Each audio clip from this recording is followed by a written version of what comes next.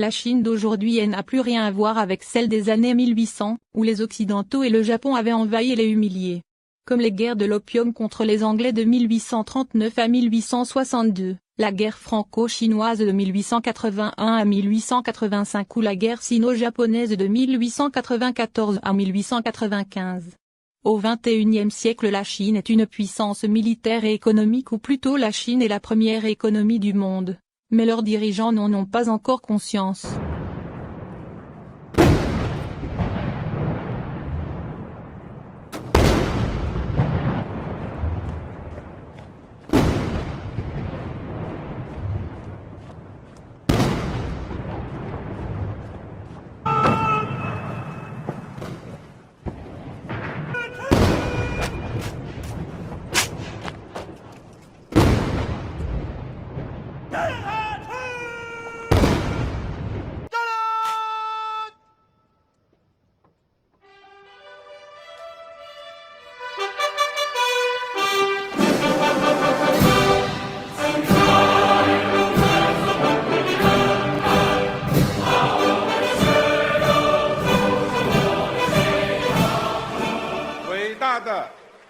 中国共产党万岁！伟大的中国人民万岁！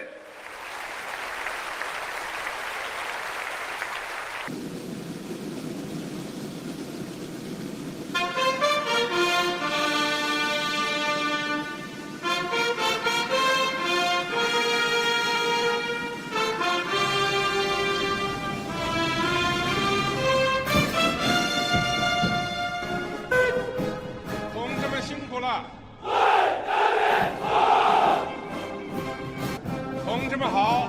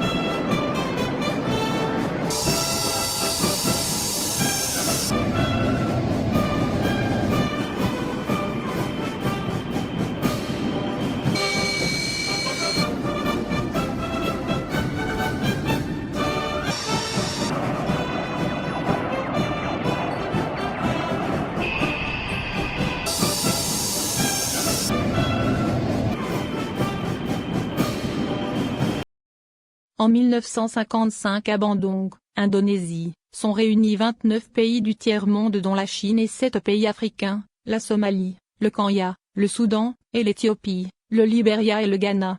Où il était question de l'existence des pays du tiers-monde sur la scène internationale, et la coopération de ces pays du tiers-monde, dans l'intérêt mutuel de chacun.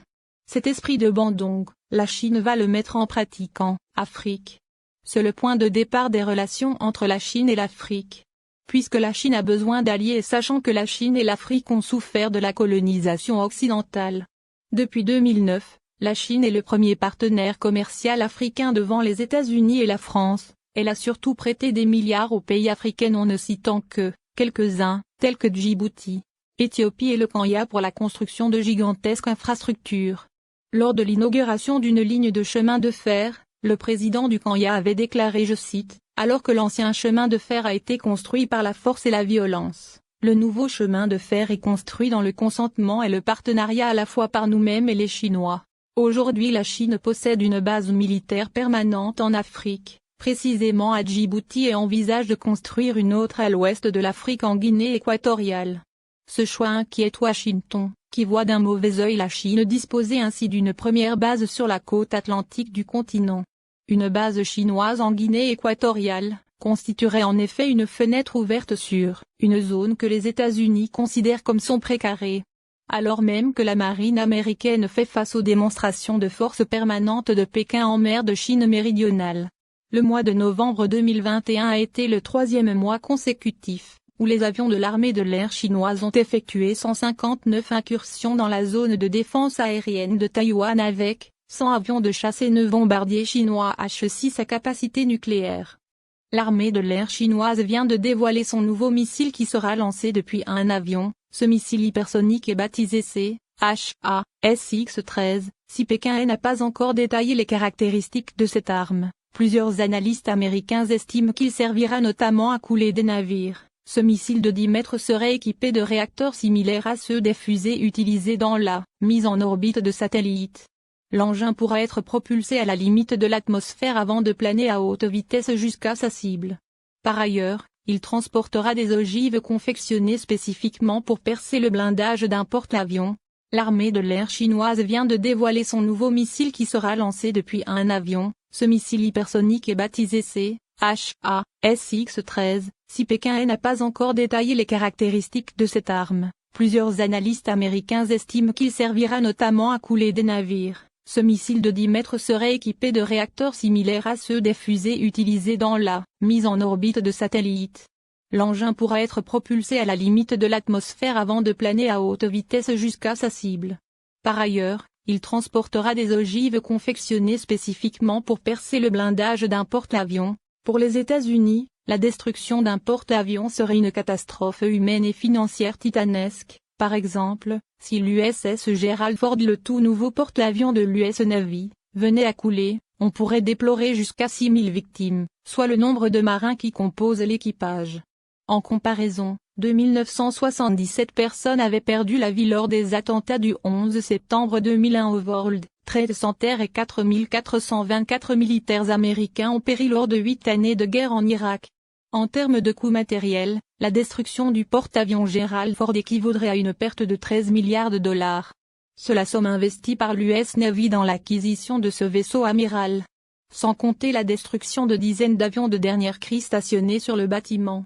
Xi Jinping, le président chinois, récemment décrit les forces américaines présentes en Asie comme envahisseurs impérialistes. En plus de la guerre économique que se livrent la Chine et les États-Unis, des tensions diplomatiques se cristallisent autour d'une région bien particulière, la mer de Chine méridionale. Des porte-avions américaines patrouillent régulièrement dans cette partie de l'océan Pacifique, revendiquée avec les 9 traits par Pékin. Les navires américains deviendraient donc une cible facile pour les missiles hypersoniques chinoises qui pourraient traverser facilement les milliers de kilomètres de l'océan Pacifique pour toucher les navires américains. La Chine et les États-Unis ont-ils vraiment intérêt à s'affronter si la Chine décide d'envahir Taïwan? L'avenir nous le dira.